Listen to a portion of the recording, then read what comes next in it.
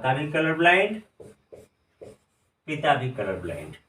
ऐसे स्थिति में क्या होगा, देखिए जो लड़की होगी ये तो बिल्कुल कलर ब्लाइंड होगी, जो लड़की हो कलर ब्लाइंड होगी।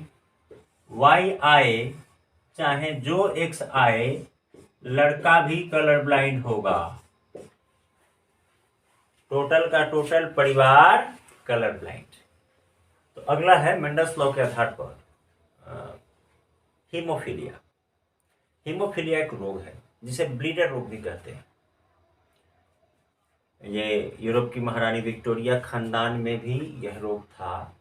वंशानुगत रोग होता है, माता पिता से बच्चों में ट्रांसफर होता है, लेकिन ये जिस जीन के कारण होता है वह जीन एक्स क्रोमोसोम पर स्थित होता है। तो मेंडल्स ने जैसा कि मटर के पौधे पर प्रयोग किया था, उसके आधार पर हम माता या पिता दोनों पर हीमोफिलिक क्रोमोसोम या हीमोफिलिक क्रोमोसोम के ऊपर मौजूद जीन के ट्रांसफर से बच्चे में रोग होने की संभावना कितनी होगी, इसको देखते हैं। ब्रीडर रोग क्यों कहते हैं, क्योंकि एक बार कहीं कटे, चोट लगे तो लगातार ब्लड निकलता रहता है। अगर बाई द वे आप उंगली से दबाते हैं, दबाइए, जब तक दबाएंगे तब तक रुका रहेगा, फिर छोड़ के फिर से ब्लड निकलेगा। तो ऐसे व्यक्ति को अकेले नहीं जाने दिया जाता। कहीं बड़ा जख्म लग गया तो शरीर का सारा ब्लड निकल जाएगा। थ्रोम्बोप्लास्टिन प्रोटीन की कमी हो जाती है ब्लड में, तो उसे खाने से पूरा नहीं किया जा सकता, जो ये वंशानुगत होता है। तो इसमें जो स्त्री अगर हीमोफिलिक हो तो वो इस दोष का वाहक होती है, उसे हीमोफीलिया का असर कुछ नहीं होता। अगर किसी औरत के एक्स क्रोमोसोम पर हीमोफिलिक जीन है तो उसे हीमोफीलिया होगा नहीं, लेकिन वो इस बीमारी को अगले संतान में पहुंचा सकती है। लेकिन अगर फादर को, लड़का को हीमोफीलिया है तो वो हीमोफीलिया से ग्रसित होगा। मदर नहीं होगी, लड़की नहीं होगी, वो वाहक का काम करेगी कि एक जनरेशन से दूसरे जनरेशन, वो बिल्कुल स्वस्थ जीवन जिएगी, लेकिन अगले जनरेशन में अपने संतान को दे सकती है। जैसा कि मेंडल्स में देखा आपने कि जो गुण पहले पीढ़ी में सामने नहीं आया, दूसरी पीढ़ी में आ गया। इसी तरीके से तो हीमोफीलिया का जीन होता कहाँ है, एक्स क्रोमोसोम पर। तो अगर हम औरत की बात करें तो औरत के पास तो 2 क्रोमोसोम होते हैं, एक्स मान लेते हैं, इस पर हीमोफीलिया है, छोटा एच लिखें या बड़ा एच लिखें, आप समझ तो लें। और पुरुष स्वस्थ है और दोनों की शादी हो जाती है, तो ये जो औरत होगी, फीमेल होगी, ये तो कैरियर होगी। कैरियर मतलब वाहक, इसे हीमोफीलिया होगा नहीं, इसके पास है। ये हीमोफीलिया एक जनरेशन से दूसरे जनरेशन में ट्रांसफर करेगी।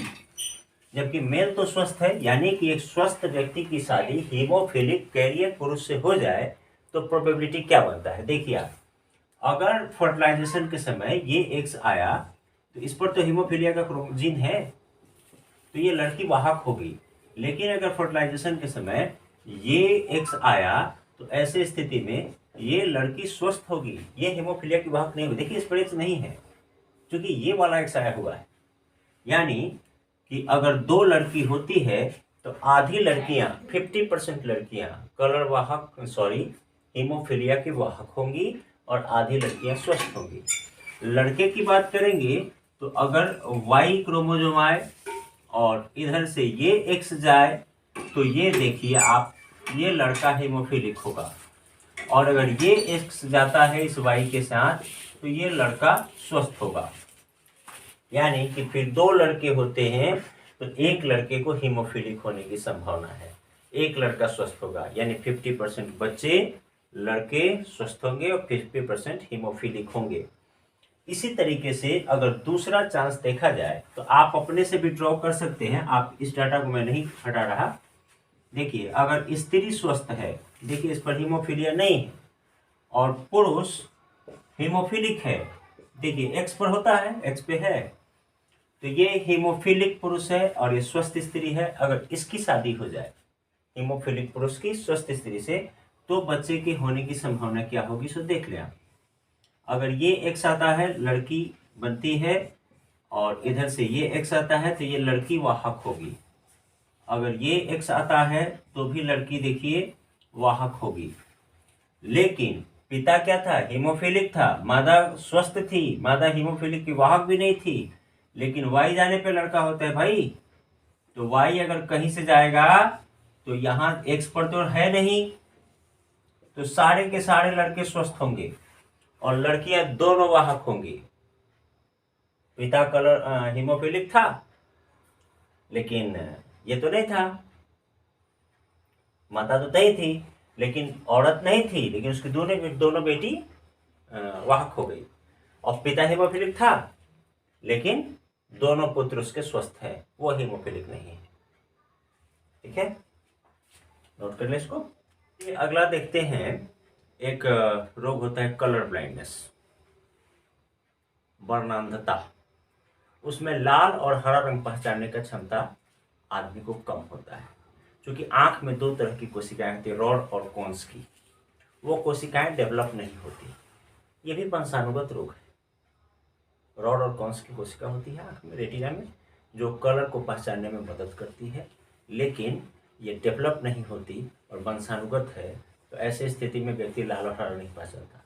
रेलवे का अगर आप गेटमैन हो, खलासी हो, गुड्स गार्ड्स हो, टीसी हो, टीटी हो, किसी भी तरह के एएसएम हो, अगर उसके जॉब का अप्लाई करते हैं, आप एंट्रेंस निकालते हैं, तो कलर ब्लाइंडनेस की जांच होती है आँख का।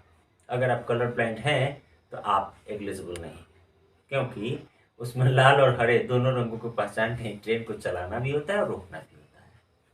इसी दो सिग्नल पे काम करते हैं, ड्राइवर में तो और नहीं, गुड्स गार्ड में और नहीं। तो कलर ब्लाइंडनेस की जांच होती है। कलर ब्लाइंडनेस हालांकि होते कम लोगों को है, लेकिन जिनको है वो तो परेशान है। हालांकि वो स्वस्थ जीवन जीता है, लेकिन कलर पहचानने में धोखा खा जाता है। तो इसकी 3 संभावनाएं हैं। कलर ब्लाइंडनेस का जीन भी एक्स क्रोमोसोम पर स्थित होता है, लेकिन अगर किसी फीमेल के एक एक्स पर कलर ब्लाइंडनेस का जीन हो तो वो वाहक का काम करेगी। लेकिन पुरुष में एक एक्स और एक वाई होता है, एक एक्स और एक वाई। तो अगर पुरुष में अगर लिंग क्रोमोसोम पर एक्स पर अगर कलर ब्लाइंडनेस है तो वो कलर ब्लाइंड ही होगा। लेकिन मादा के पास 2 एक्स हैं, अगर एक एक्स पर कलर ब्लाइंडनेस का जीन होता है तो वो वाहक का काम करेगी। अगर दोनों एक्स पर कलर ब्लाइंडनेस का जीन है तो वो कलर ब्लाइंड होगी। तो अगर एक देखिए यहाँ पे वाहक स्त्री है, क्योंकि एक ही एक्स पर कलर ब्लाइंडनेस है, कलर ब्लाइंडनेस के जीन को मैंने सी से सूचित कर दिया है, और इसकी शादी एक सामान्य पुरुष से हो जाती है जो कलर ब्लाइंड नहीं है। तो ऐसी स्थिति में संतान पर क्या असर पड़ेगा? देखिए, अगर ये एक्स आता है तो देखिए ये लड़की कलर ब्लाइंड की वाहक होगी। अगर ये एक्स आता है तो ये लड़की स्वस्थ होगी। अगर लड़का बनता है तो ये लड़का स्वस्थ होगा, जबकि एक लड़का इसका कलर ब्लाइंड होगा। पुरुष ठीक है, यहाँ पर स्पष्ट देख सकते हैं, और ये डाटा 2-3 बार बनाया जा चुका, आप देख सकते हैं।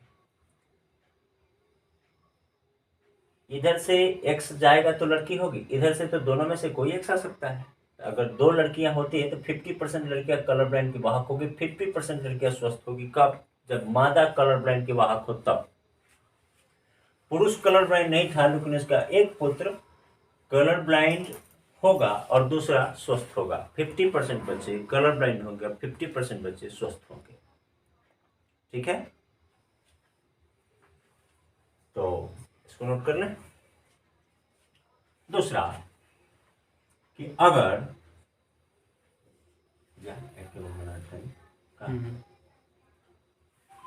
देखिए, अगर कलर ब्लाइंड पुरुष हो, पुरुष कलर ब्लाइंड है और माता सामान्य है, तो ऐसी स्थिति में क्या होगा? आप देख लीजिए डाटा में कि ये एक्स अगर आता है, कलर ब्लाइंड पुरुष है, मादा एकदम स्वस्थ है, इसको कलर ब्लाइंडनेस है नहीं, ये वाहक भी नहीं है, तो ऐसे स्थिति में एक लड़की कलर ब्लाइंड हो गई, दूसरी लड़की भी कलर ब्लाइंड हो गई, लेकिन दोनों लड़के स्वस्थ हो गए। अगर पुरुष कलर ब्लाइंड होता है, माता बिल्कुल स्वस्थ होती है, तो दोनों लड़कियां वाहक होगी और दोनों लड़के स्वस्थ होंगे। क्लियर? अगला देखते हैं।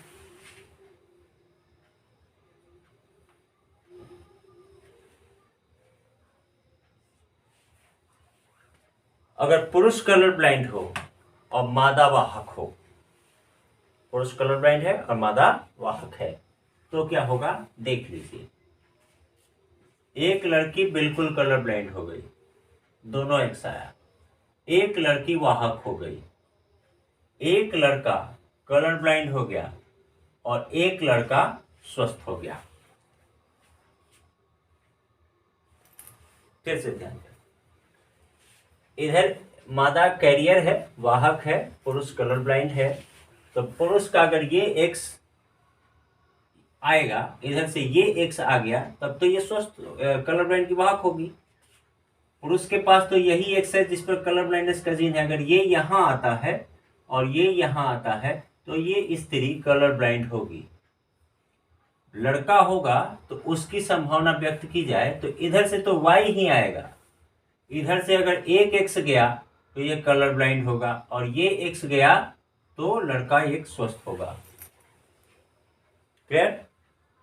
यानी कि एक कलर ब्लाइंड वाहक स्त्री की शादी कलर ब्लाइंड पुरुष से हो जाए तो एक लड़की 50% लड़कियां वाहक होगी, 50% लड़कियां कलर ब्लाइंड होगी, 50% लड़के कलर ब्लाइंड होंगे, 50% लड़के स्वस्थ होंगे। क्लियर? माता भी कलर ब्लाइंड और पिता भी कलर ब्लाइंड। माता भी कलर ब्लाइंड, पिता भी कलर ब्लाइंड। ऐसे स्थिति में क्या होगा? देखिए, जो लड़की होगी ये तो बिल्कुल कलर ब्लाइंड होगी, जो लड़की हो कलर ब्लाइंड होगी। वाई आए चाहे जो एक्स आए, लड़का भी कलर ब्लाइंड होगा। टोटल का टोटल परिवार कलर ब्लाइंड। क्लियर? फिर मिलते हैं अगले क्लास में।